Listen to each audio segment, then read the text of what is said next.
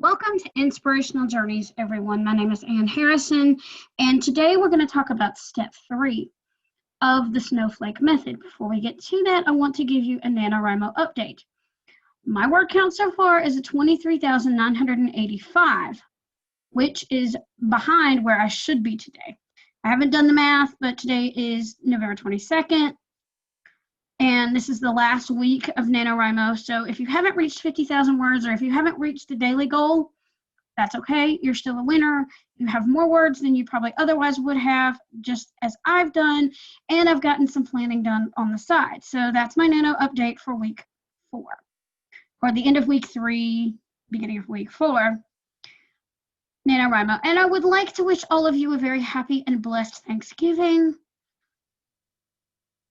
Before I get started with my main topic, I hope you guys have a great one.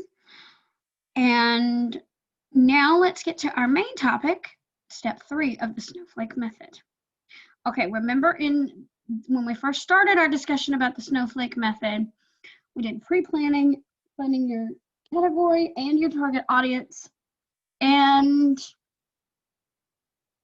knowing what your story genre or category is, knowing what type of story you want to write, and why it would make your audience happy. Step 1 is to write your 1-sentence summary. Step 2 is to write your 1-paragraph summary of anywhere from 5 to 7 sentences. Now, step 3 is your character summary. And your character summaries will have the following information. That's what I wanted to say. But remember, before you get started, your main character, who is your protagonist, 1-sentence summary, and the 1-paragraph summary you wrote for your story will be the same for your main character, because your main character is the leading role of the story. But each of your side characters have their own stories. So here's the information you will need. First of all, you will need the character's name. Or if you want to put your character's role first and then the name second, that's fine. But you need your character's name, your role, your character's concrete goal, abstract ambition, conflict or conflicts, epiphany, 1-sentence summary, 1-paragraph summary. Randy Ingermanson said you should take up to 1 hour per character, but my thing is take as long as you need or as little time as you need, depending on whether your characters are very talkative or not. So let me break it down. Your character's name. Let's start with your main character, your protagonist. Who is your protagonist? Define that person's name. If you want to define the role first and then come up with the name second, that's okay too. If you know the character's role but don't have a name yet, you can do that. Be flexible. Do it however you feel you need to do it to make it work for you. But I start with the character's name. For example, my main character for the book I'm working on is Katrina Dobson. Her role is hero/amateur sleuth, because she does help the police solve the mystery in her own special way. I mean, she's not going to go against what the police tell her naturally, but she's going to also do some behind-the-scenes work. Plus, she has some other secrets that she uncovers along the way. So that's her role, and her goal is to uncover secrets about the Hempstead Center for Visually Impaired and some secrets about her own past. That's her goal. And what is your main character's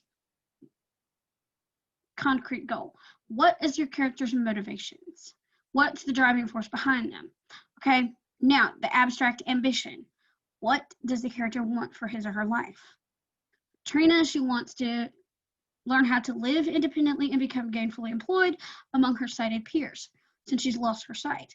Now, if she hadn't lost her sight, that would have changed, but I felt that was one of the things that really needed to push the story forward. So whatever your goal is, your ambition, write that down. Now, your conflict. Your character can have more than one. What keeps your character from getting what he or she wants?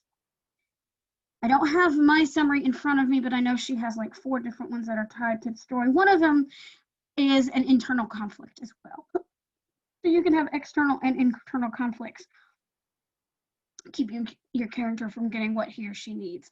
Okay, after your conflict, what is the epiphany? What does your character learn by the end of the story? I don't want to exactly tell you what the epiphany is for my character because I will spoil it, but each character has his or her own epiphany.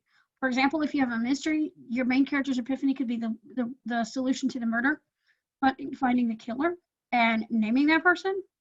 It could be something that he or she has uncovered about him or herself. It could be finding his or her love interest and finding the happy ever after. That could be the epiphany. Now, your one sentence summary, like I said before, your main character, just take your one sentence summary from step one, copy it over into your character summary, do the same with your one paragraph summary, but then each of your secondary characters that have primary lead roles will have their own stories. Now, I do want to give you a little bit more of encouragement when you're doing your primary roles, your primary characters, aside from the main character, whether it be your villain or those in your character's close circle. Do not be afraid to write your one sentence summary in third person or in first person, whichever, but do not be afraid to write your one paragraph summary in first person as your character gives it to you. If you remember an earlier episode I did before I started doing videos, I talked about listening to your characters. If you go back to my podcast and look at those earlier episodes, you will find that episode called Listen to Your Characters.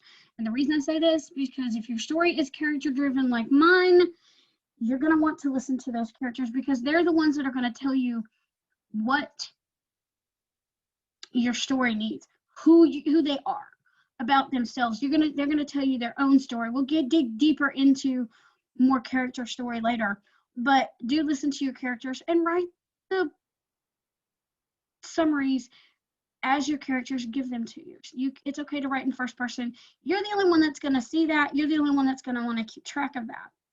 Now, there are two ways to write these summaries. You can do you write your character summary sheets, okay? But you can do them one of two ways. You can write each individual character summary sheet, or you can write character summary sheets in one document with page breaks between. It all depends on what software you use, whether it be Word, Scrivener, Google Docs, however you want to do it. But write them in a way so that you can find them later if you so need them, okay? That would be my only suggestion. And listening to your characters, of course, I can't highly stress that enough. Now, next week, we're going to go to step 4, which takes us back to the plot. So stay tuned for that. I hope you have a great Thanksgiving. Keep writing. Keep going, keep pushing words forward and reaching your NaNoWriMo goal if you're doing Nano this month. Thanks for listening. Thanks for watching and have a blessed day. Bye-bye now.